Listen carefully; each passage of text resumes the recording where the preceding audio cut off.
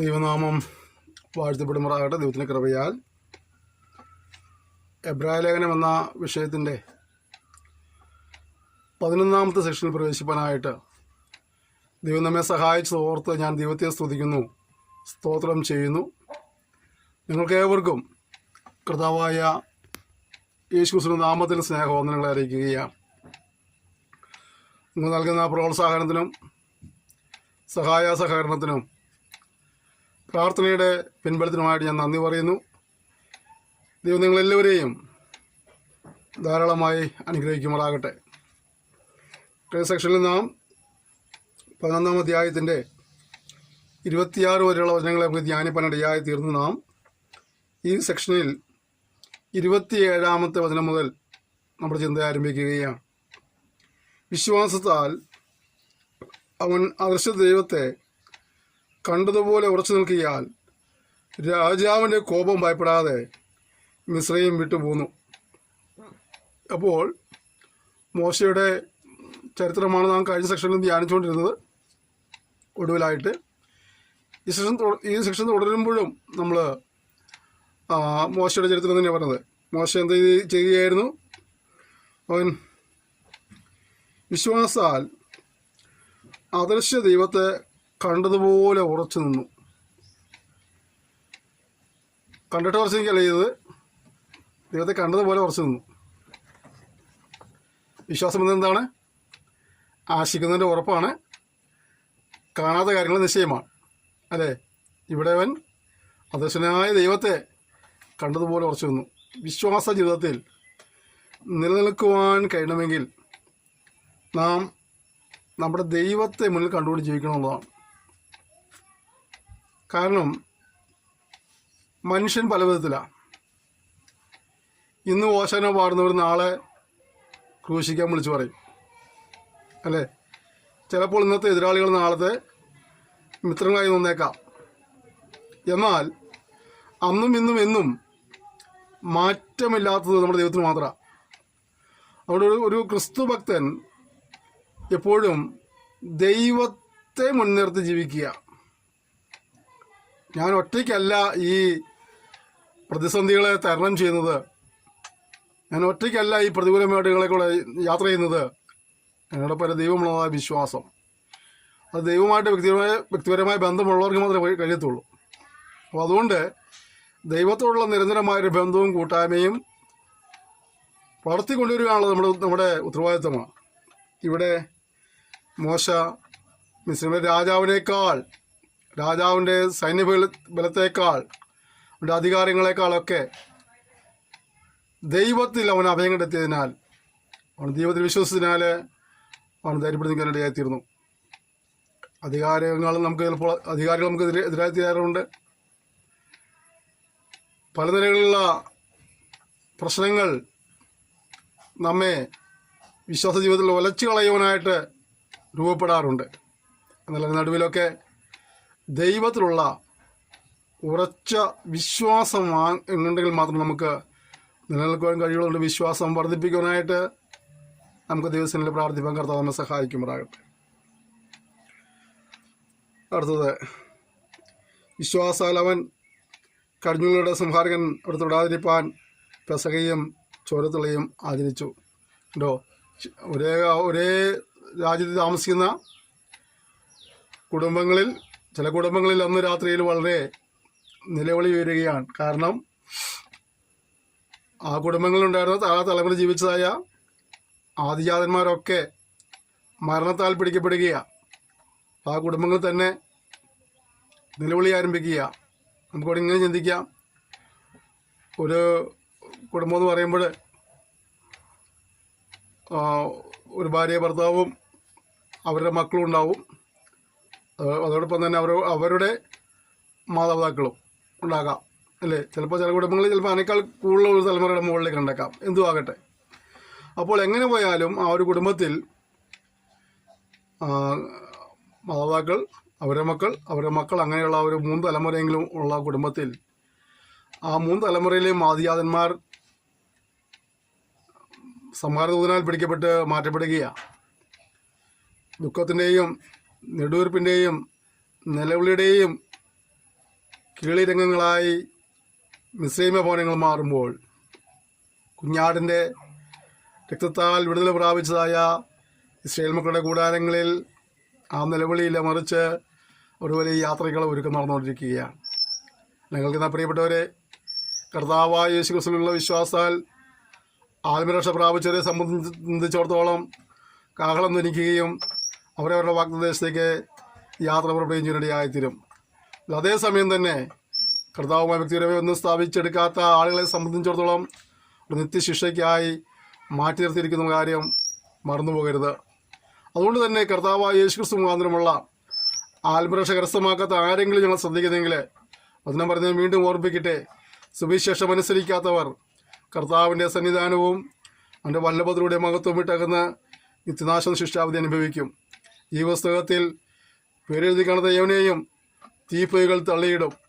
ഈ സത്യങ്ങളെ മനസ്സിലാക്കിക്കൊണ്ട് പാപങ്ങളേറ്റ് പറഞ്ഞ് ഉപേക്ഷിച്ച് ദൈവത്തെ ഭയപ്പെട്ടും അനുസരിച്ചും ജീവിക്കാൻ തീരുമാനമെടുത്ത് അങ്ങനെ ജീവിക്കാനുള്ള ഒരു തീരുമാനത്തിൽ വരുവാൻ കർത്താവ് എന്നെ സഹായിക്കുമാറാകട്ടെ.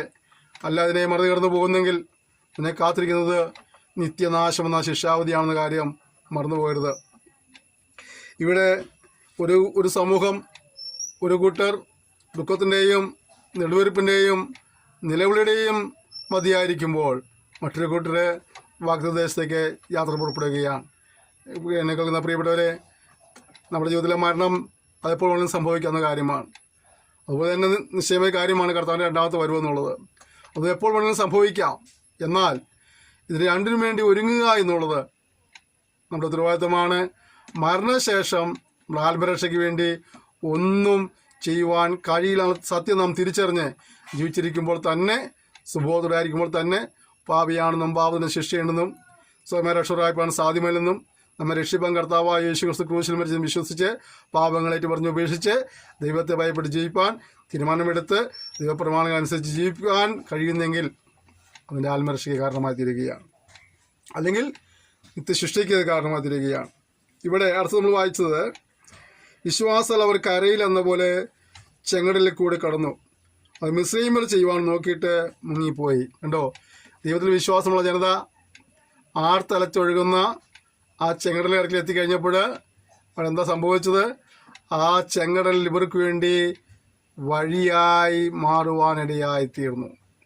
നമ്മളിങ്ങനെ വായിക്കുന്നവരെ കാലിലെ ചെരുപ്പ് പോലും നനയാതെ അവർ മറികര കടന്നു എന്നാണ് പറയുന്നത്. നൂറ്റാണ്ടുകളായോ സഹസ്രാബ്ദങ്ങളായോ ഒഴുകുന്ന ഒരു നദിയായിരിക്കാം ആ നദി, അല്ലേ? അതിൻ്റെ ആഴങ്ങൾ എന്നുള്ള ചെളിയുള്ള സ്ഥലമാണ്.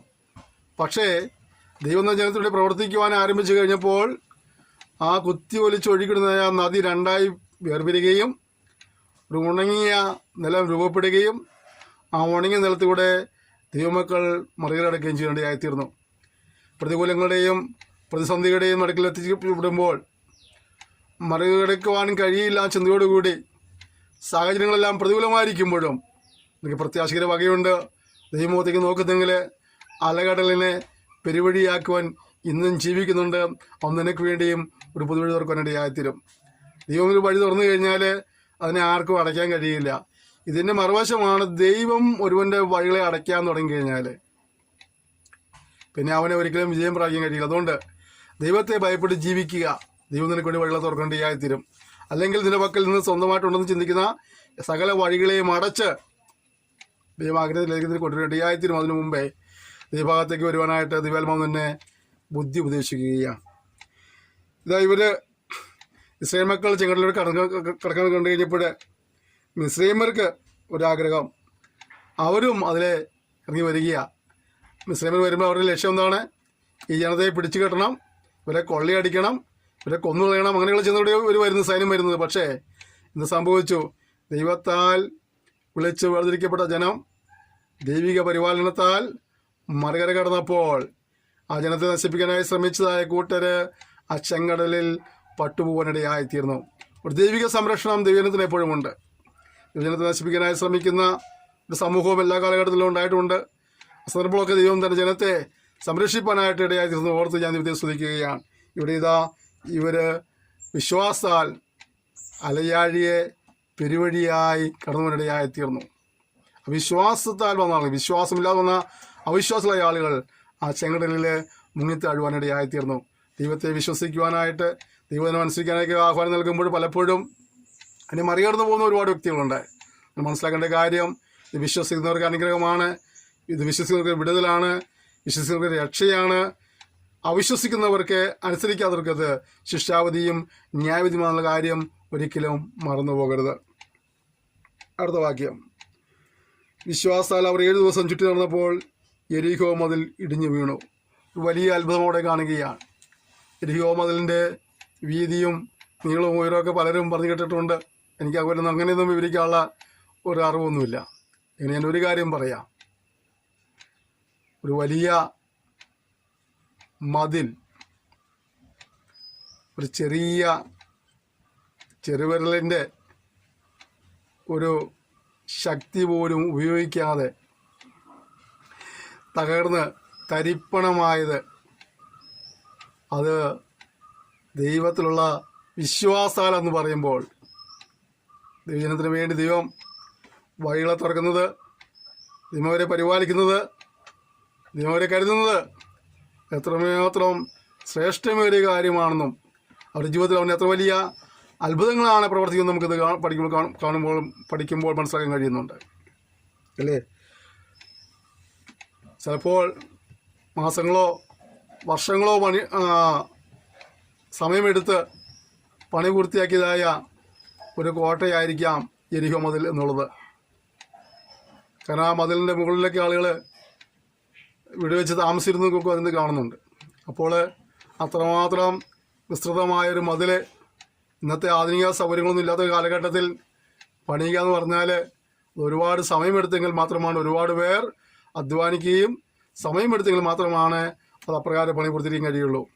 അങ്ങനെ വിശാലമേറിയ ശക്തിയേറിയ ഒരു മതിലിനെ തകർക്കുവാനായിട്ട് ഈ ജനം ചെയ്തതെന്താണ്? അതിനെ ചുറ്റി നടന്ന് ആർപ്പിട്ടു എന്നുള്ളതാണ്.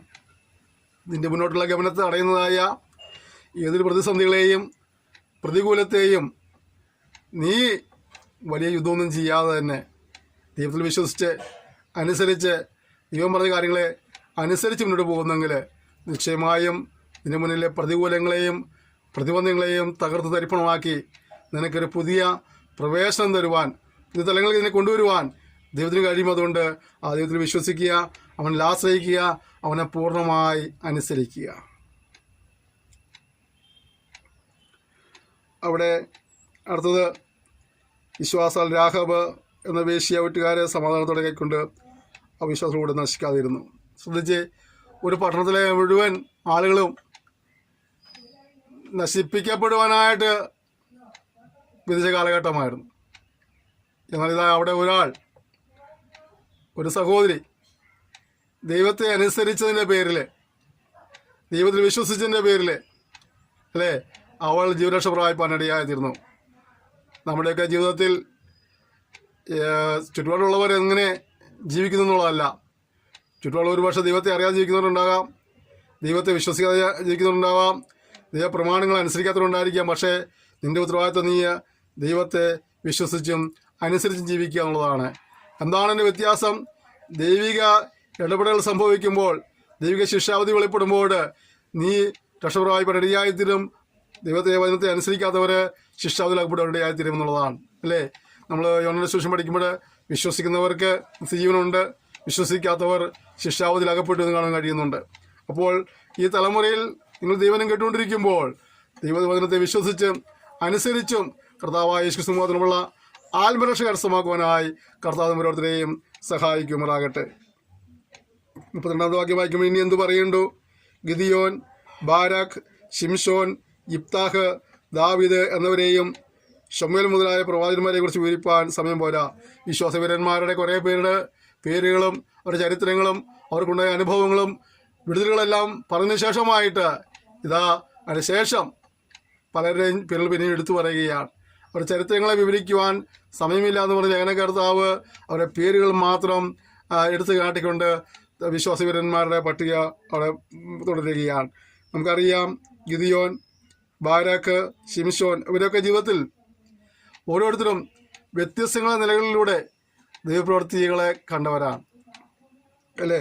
അവരുടെ ജീവിതത്തിലൊക്കെ അസാധ്യം തോന്നിയ പല തലങ്ങളിലും ദൈവർക്ക് വലിയ വിജയം കൊടുത്തുകൊണ്ട് വലിയ വലിയ കാര്യങ്ങളെ അവരുടെ ജീവിതത്തിൽ അവരുടെ തലമുറയോട് ചെയ്തിട്ടുള്ളതാണ്, അല്ലേ? ഗിദിയോനെക്കുറിച്ച് പറയും, ഗിദിയോനെ നീ ഒറ്റ മനുഷ്യനെ പോലെ മിദ്യാന്റെ തോൽപ്പിക്കുന്നൊക്കെയാണ്. ഈ തലമുറയിൽ ദൈവത്തെ സേവിക്കുന്ന, ദൈവത്തെ വിശ്വസിക്കുന്ന, ദൈവത്തെ ആരാധിക്കുന്ന പ്രിയപ്പെട്ടവരെ, നമ്മുടെ ജീവിതത്തിൽ ഞാൻ ഒരു കാര്യം പറയാൻ ആഗ്രഹിക്കുന്നത്, ഈ തലമുറയിൽ മറ്റുള്ളവർക്ക് ചെയ്യുവാനും കഴിയാത്ത വലിയ വലിയ കാര്യങ്ങളും പല നല്ല കാര്യങ്ങളും ഇതിനെ ജയിക്കാനിടയായിത്തീരും. അത് ഇതിൻ്റെ ശക്തിയുടെ അടിസ്ഥാനത്തിലല്ല, ഇതിൻ്റെ വിദ്യാഭ്യാസത്തിന്റെ അടിസ്ഥാനത്തിലല്ല, പിന്നെ എന്താണ്, ദൈവത്തിൻ്റെ കൃപയാൽ അത് ചെയ്യുകയാണ്. പൗലോസ് പറഞ്ഞ പോലെ തന്നെ ശക്തനാക്കുന്നതിന് മുഖാന്തരം ഞാൻ സകലത്തിനും മതിയാകുന്നു എന്ന് പറയുന്ന പോലെ നമ്മളാൽ അസാധ്യമായ കാര്യങ്ങൾ ഉണ്ടായിരിക്കാം, പക്ഷേ ദൈവത്താൽ അത് സകലവും സാധ്യമാവുകയാണ്. ഗിദിയോൻ ഒറ്റ മനുഷ്യനെ പോലെ അതേ മിസ്രൈമിലേക്ക് മിദ്യാന്യർ വന്ന് പലപ്പോഴും ഇസ്രായേൽ മക്കളെ കൊള്ളയടിക്കുകയായിരുന്നു. ആ കൊള്ളയടിക്കുന്ന കാലഘട്ടങ്ങളിൽ ഇസ്രായേൽ മക്കൾ വിതയ്ക്കുന്നു, മിദ്യാന്യർ കൊയ്യുന്നു. വിളവെടുപ്പ് നടത്തുന്ന മിദ്യാന്യരായിരിക്കും. അങ്ങനെയുള്ള നന്മകളുടെ നഷ്ടത്തിന്റെ കാലഘട്ടത്തിലാണ് ഗിദിയോൻ ദൈവവാക്ക് കേട്ട് നിവേദനം പറഞ്ഞിടയായിത്തീർന്നത്. ആ ഗിദിയോനിലൂടെ ശത്രുക്കളുടെ മേലുള്ള ജയം നൽകുവാൻ ദൈവത്തിന് തോന്നി. ഞാനൊരു കാര്യം പറയാം, ഗിദിയോനെ ഉപയോഗിച്ച ദൈവം ഇന്നും ജീവിക്കുന്നുണ്ട്. ദാവീദിനെ ഉപയോഗിച്ചവൻ, യിഫ്താഹിനെ ഉപയോഗിച്ചവൻ, അത് അവരുടെ തലമുറയിൽ അവരെ കൂടി വലിയ കാര്യങ്ങൾ ചെയ്യിച്ചവൻ, ശിംശോനെ ഉപയോഗിച്ച ദൈവം ഇന്നും ജീവിക്കുന്നു.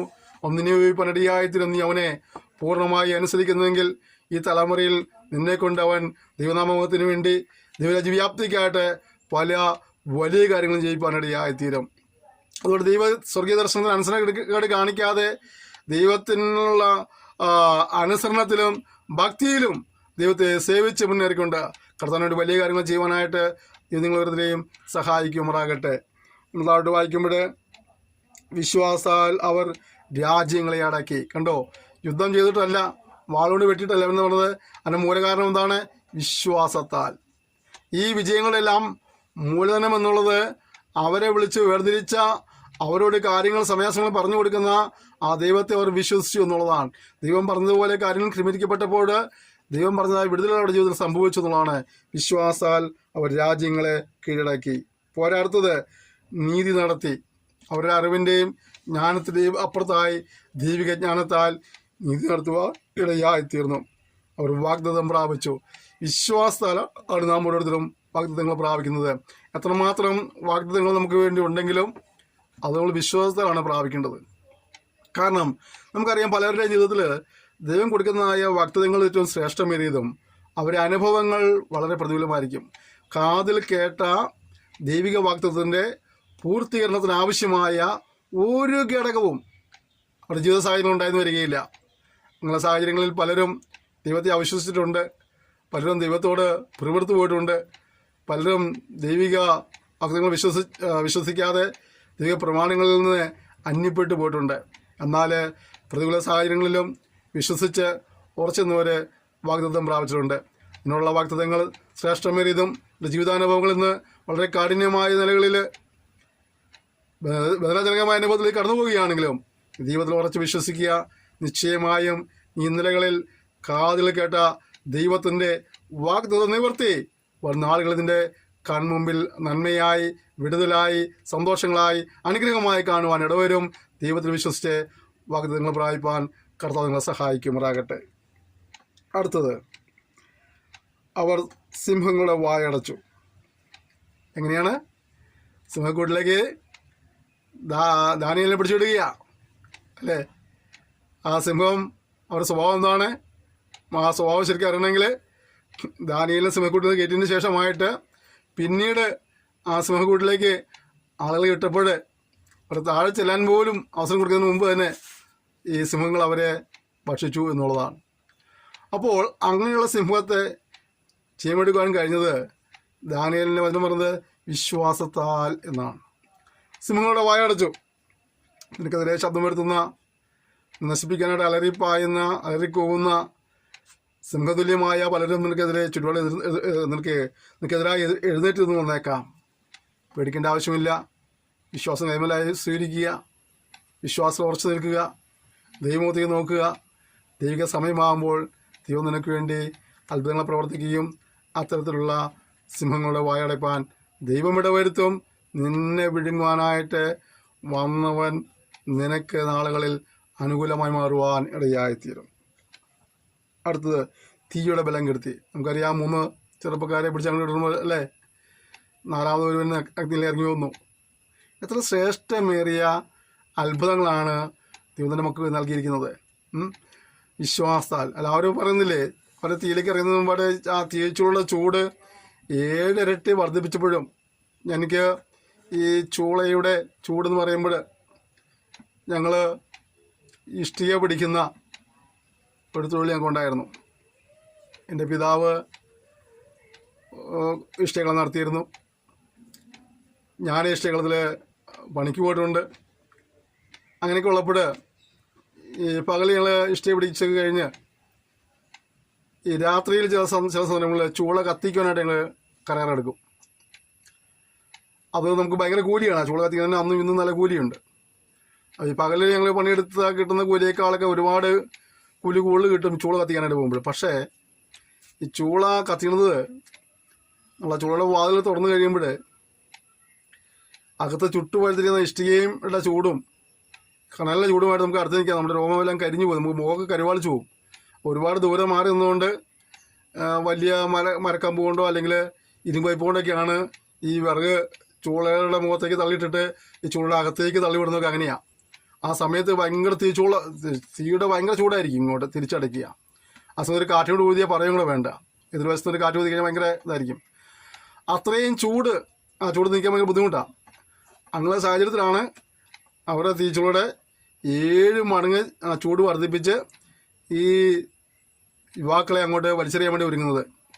അവരുടെ സമയത്ത് പറഞ്ഞൊരു വാചകമുണ്ട്, ഞങ്ങളുടെ ദൈവം ഞങ്ങളെ വിടുവിക്കും, വിടുവിച്ചില്ലേലും ഞങ്ങൾ എന്ത് ചെയ്യില്ല, ഈ വിഗ്രഹത്തെ നമസ്കരിക്കുകയില്ല. പ്രിയപ്പെട്ടവരെ, അവരുടെ അവിശ്വാസാൽ അവരെ വലിച്ചെറിയപ്പെടുന്നു. വലിച്ചെറിയപ്പെട്ട സ്ഥലത്ത് ആ തീയുടെ ബലം കെടുവാൻ ഇടയായിത്തീർന്നു അല്ലേ. വളരെ കൂളായിട്ട് അവരെ നടക്കുക. അതേസമയം നമ്മൾ പിന്നെ കാണുന്നുണ്ട് അതിനുവേണ്ടി പട്ടം വലിക്കുക ആളുകളെ ചിലപ്പോഴത്തേക്കും തീ ദഹിപ്പിച്ച് കളഞ്ഞു. തീയുടെ ബലം കെടുത്തിയ അനുഭവങ്ങളെ നിന്നെ നശിപ്പിക്കാനായിട്ട്, നിന്നെ ചാമ്പലാക്കുവാൻ വേണ്ടി, നിന്നില്ലായ്മ ചെയ്യുവാൻ വേണ്ടിയൊക്കെ ശത്രുവായവൻ പലപ്പോഴും ഈ തീച്ചുള്ള അനുഭവങ്ങൾ ഒരുക്കി അതിൻ്റെ ചൂട് വർദ്ധിപ്പിച്ച് നിന്നെ ദഹിപ്പിച്ച് കളയാനൊക്കെ ശ്രമിക്കുമ്പോൾ വിശ്വാസങ്ങളിലേക്ക് നോക്ക്, ആ തീയുടെ ബലം കർത്താവ് കേടുവേണ്ടത്. ഇന്ന് നീ അനുഭവിക്കുന്ന ചുട്ടുപൊള്ളിക്കുന്ന അനുഭവങ്ങൾ ഏതുമാകട്ടെ, വേദനപ്പെടുന്ന അനുഭവങ്ങൾ ഏതുമാകട്ടെ, മനസ്സ് മടുപ്പിക്കുന്ന അനുഭവങ്ങൾ ഏതുമാകട്ടെ, നിനക്ക് നാശം വരുത്തുവാൻ വേണ്ടി ശ്രമിക്കുന്ന ഏതൊരു വ്യക്തിയെയും ഏതൊരു ശക്തിയെയും ബലം കെടുത്തിക്കിട്ട് നിനക്ക് ആശ്വാസവും വിടൽ നൽകുവാൻ നമ്മുടെ ദൈവം വിശ്വസനാണ്. അവനിൽ വിശ്വസിക്കുക, ഉറച്ചു നിൽക്കുക.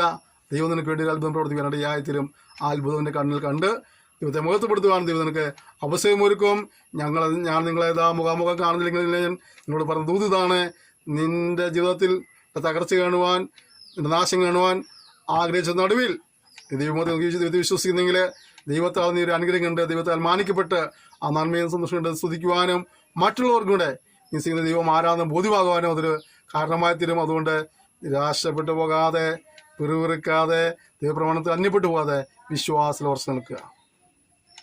അടുത്തത്, ഒരു വാളിൻ്റെ വായ്ക്ക് തെറ്റി ബലഹീനതയിൽ ശക്തി പ്രാപിച്ചു, യുദ്ധത്തിൽ വീരന്മാരായി തീർന്നു, അന്യന്മാരുടെ സൈന്യങ്ങളെ ഓടിച്ചു, സ്ത്രീകൾക്ക് തങ്ങളുടെ മരിച്ചവരെ ഉയർത്തെഴുന്നേൽപ്പിനാൽ തിരികെ കിട്ടി, മറ്റുള്ളവരെ ഏറ്റവും നല്ല ഉയർത്തെഴുന്നേൽപ്പ് ലഭിക്കണമെന്ന് ഉദാഹരണം കൈക്കൊള്ളാതെ ഭീതിമേറ്റു.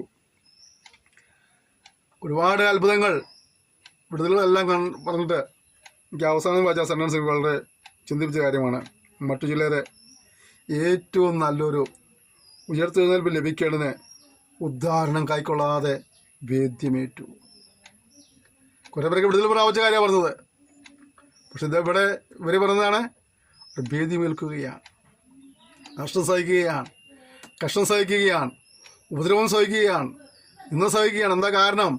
അതിന് പിന്നിൽ ലഭിക്കുന്നതായ ആ പ്രതിഫലത്തെ മുന്നിൽ കണ്ടുകൊണ്ട് വിശ്വാസങ്ങളിൽ കണ്ടത് ഈ ഉപദ്രവങ്ങളെയും നിന്ദകളെയും പരിഹാസങ്ങളെയൊന്നുമല്ല, അതിനപ്പുറമായി ലഭിക്കാൻ പോകുന്ന വലിയ പ്രതിഫലത്തെയാണ് ഒരു വിശ്വാസങ്ങളിൽ കണ്ടത്.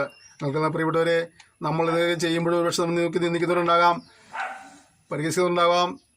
ഞങ്ങൾ ഈ പരിശോധന നടത്താൻ പോകുമ്പോൾ, മുട്ടത്തെ കൺവെൻഷൻ നടത്തുമ്പോഴൊക്കെ വിശ്വാസമുള്ള ആളുകൾ ഞങ്ങൾ നിന്ദിച്ചിട്ടുണ്ട്.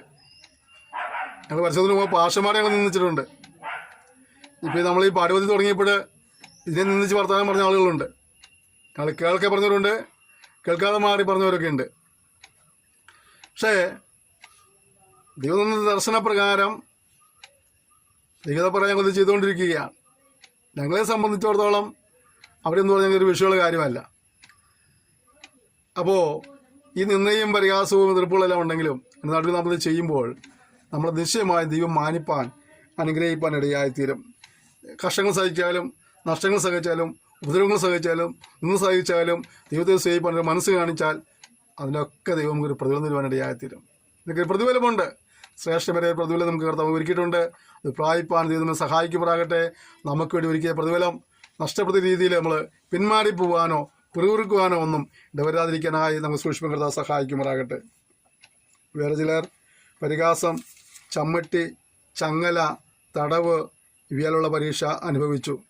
കല്ലേറ് ഏറ്റു, ഈർച്ചവാളാൽ അറുക്കപ്പെട്ടു, പരീക്ഷിക്കപ്പെട്ടു, വാളാൽ കൊല്ലപ്പെട്ടു, ജടയാടുകളുടെയും കൊലാടികളുടെയും തോൽ ധരിച്ചു, ബുദ്ധിമുട്ടും ഉപദ്രവവും കഷ്ടവും സഹിച്ചു. കണ്ടോ, കർത്താവിനെ സേവിപ്പാൻ ഇറങ്ങിച്ചതിൻ്റെ പേരിൽ ഓരോരുത്തർ അനുഭവിച്ചതായ കാര്യങ്ങളൊക്കെ പറഞ്ഞത്. ഇന്ന് കർത്താവിനെ സേവിപ്പാൻ ഇറങ്ങിച്ചാൽ കഷ്ടമെന്ന് പഠിപ്പിക്കുന്ന ആളുകളൊക്കെ ഉണ്ട്. കർത്താവ് പറഞ്ഞ് കഷ്ടമുണ്ടെന്നാണ് പറഞ്ഞത്.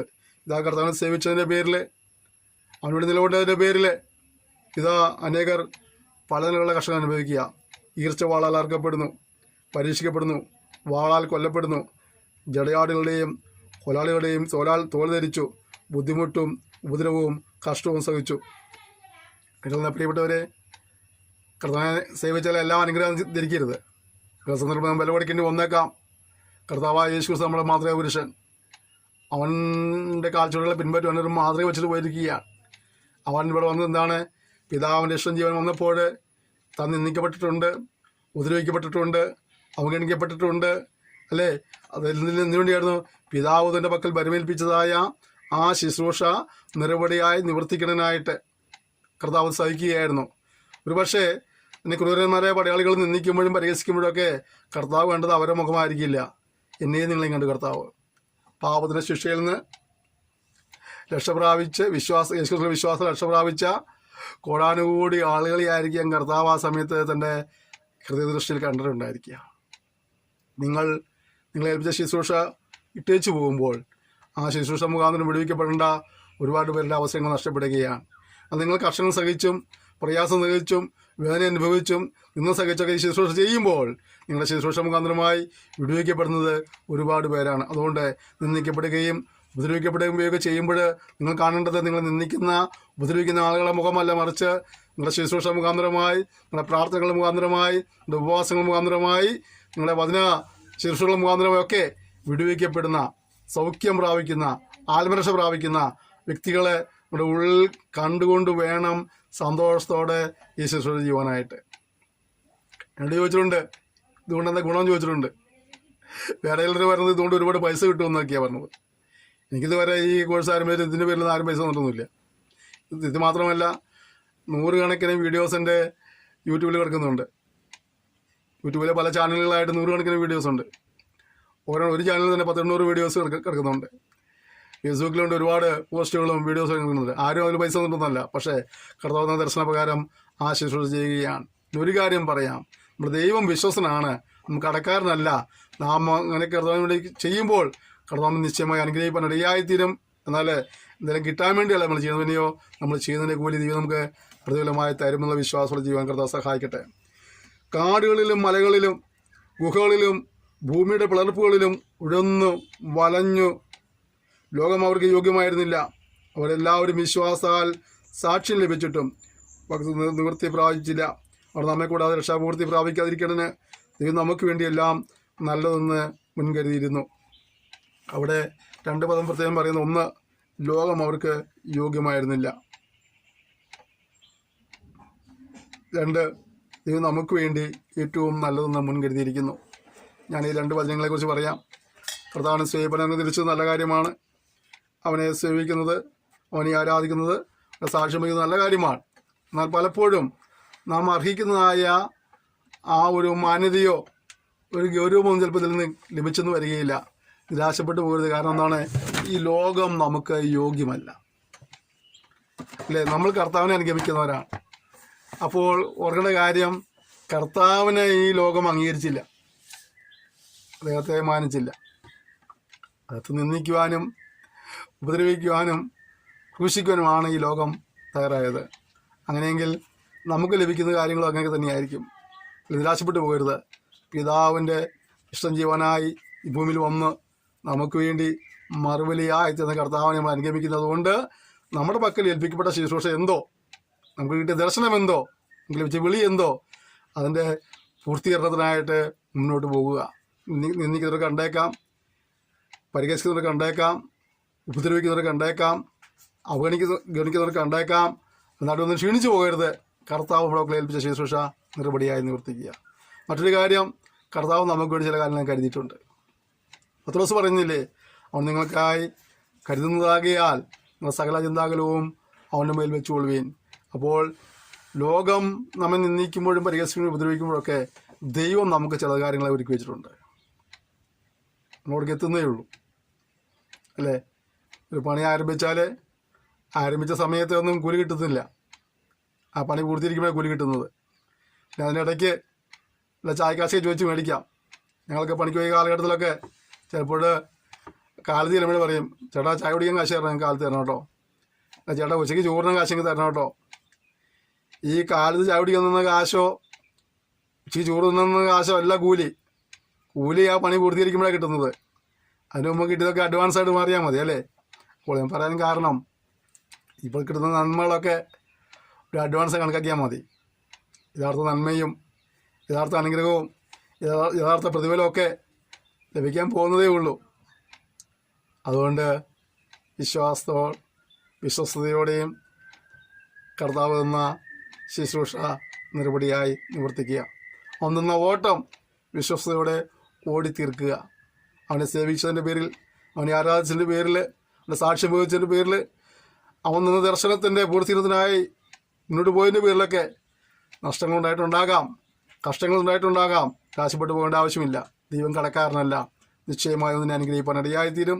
അതുകൊണ്ട് ഒന്നും കൂടെ ശക്തിയായിട്ട് വരുന്നാളുകളിൽ കർത്താവിൻ്റെ പ്രയോജനപ്പെടുന്ന നമ്മൾ സമർപ്പിച്ച് നമുക്ക് ഇതിൽ ഒരുമിച്ച് പ്രാർത്ഥിക്കുക. സ്വർഗീയ പിതാവേ, ഇതെന്ന സെക്ഷനായ സ്തോത്രം ചെയ്യുന്നു. നമ്മൾ സംസാരിക്കാൻ ഇടയായിത്തീർന്നല്ലോ. ഒരാത്തതും പുരുഷധർമ്മ പൂരിപ്പിക്കണമേ. ഈ പ്രത്യേക ക്ലാസ്സുകളെ മരുമേൽപ്പിക്കുകയാണ്. കർത്താവെ, ശുശ്രൂഷ കൊടുത്ത് പ്രാർത്ഥിക്കുന്നവരുണ്ട്, ഈ സന്ദേശങ്ങൾ പങ്കുവയ്ക്കുന്നവരുണ്ട്. കർത്താവ് ഈ അവിടെ പദ്ധതിക്ക് വേണ്ടി അധ്വാനിക്കുന്നവരും പ്രാർത്ഥിക്കുന്നവരുണ്ട്. അവരെല്ലാം അനുഗ്രഹിക്കുമാറാകണമേ എന്ന് പ്രാർത്ഥിക്കുന്നു. തുടർന്നുള്ള നാളുകളിലും ഈ ശുശ്രൂഷ മുന്നോട്ട് പോയിക്കൊണ്ട് കർത്താവ് അനുഗ്രഹമായി തരുവാൻ സ്വർഗം സഹായിക്കുമാറാണെന്ന് പ്രാർത്ഥിക്കുന്നു. വചനം പഠിച്ച മക്കളും മറ്റുള്ളവരെ വചനം പഠിപ്പിക്കാനുള്ള കൃപ നിങ്ങൾക്ക് നൽകപ്പെടുമാറാണെന്ന് പ്രാർത്ഥിക്കുന്നു. നിങ്ങൾ ഒരുമിച്ച് നിങ്ങളുടെ നാമകത്തിലുണ്ട് നിലകൊണ്ടുകൊണ്ട് രാജ്യവ്യാപ്തിക്ക് അധ്വാനിപ്പാൻ സ്വർഗങ്ങളെ സഹായിക്കുമാറാണെന്ന് പ്രാർത്ഥിക്കുന്നു. അങ്ങനെ ചെയ്ത വലിയ കൃപയ്ക്കായി സ്തോത്രം. യേശുവിൻ്റെ നാമത്തിൽ തന്നെ ആമേൻ. ക്ഷമയോടെ സന്ദേശം വെച്ച് നന്ദി പറയുന്നു. ഇത് നിങ്ങളെല്ലാവരെയും ധാരാളമായി അനുഗ്രഹിക്കുമാറാകട്ടെ. കർത്താവിൻ്റെ വരവ് താമസിച്ചാൽ നമുക്ക് അടുത്ത സെക്ഷനിൽ വീണ്ടും കാണാം. അതുവരെയും കർത്താവിൻ്റെ വിസ്താരം ചെറിയ നമ്മൾ സൂക്ഷിക്കാനായിട്ട് പരസ്പരം ഓർത്ത് പ്രാർത്ഥിക്കുക. നിങ്ങളുടെ എല്ലാ സഹകരണത്തിനും പ്രോത്സാഹനം ഞാൻ നന്ദി പറയുന്നു. തുടർന്നും ഈ ശുശ്രൂഷ എടുത്ത് പ്രാർത്ഥിക്കുക, സന്ദേശങ്ങൾ പങ്കുവയ്ക്കുക, മറ്റുള്ളവരെ കൂടെ ഈ പഠനത്തിലേക്ക് ആകർഷിക്കുക. അവർ വന്ന് വചനം പഠിക്കട്ടെ, പഠിച്ച കാര്യങ്ങൾ മറ്റുള്ളവരെ പഠിപ്പിക്കുക. എന്നെ സൂചിപ്പിക്കാറുള്ള ക്രിസ്തുവിനെ അറിയുക, ക്രിസ്തുവിനെ അറിയിക്കുക, ദൈവവചനം പഠിക്കുക, ദൈവവചനം പഠിപ്പിക്കുക. ഒരിക്കൽ കൂടി നന്ദി പറയുന്നു. Thank you. May God bless you.